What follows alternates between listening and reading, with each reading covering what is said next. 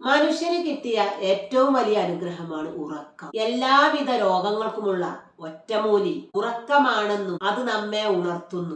ഏത് രോഗം ചെന്ന് പറഞ്ഞാലും ഡോക്ടർ ഉടനെ ചോദിക്കുന്ന ഒരു ചോദ്യമുണ്ട്: ഉറക്കം എങ്ങനെ?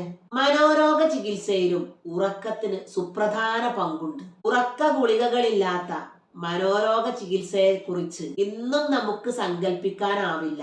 ആയുർവേദത്തിലെ നെല്ലിക്കാത്തളം വെക്കൽ പോലും രോഗിക്ക് നല്ല ഉറക്കം കിട്ടാനാണ്. ഇങ്ങനെയെല്ലാമുള്ള ഉറക്കം ആരാണ് ആഗ്രഹിക്കാത്തത്? തീരുമാനിക്കാൻ വരട്ടെ, ഉറക്കത്തെ പേടിക്കുന്നവരും നമ്മുടെ കൂട്ടത്തിലുണ്ട്.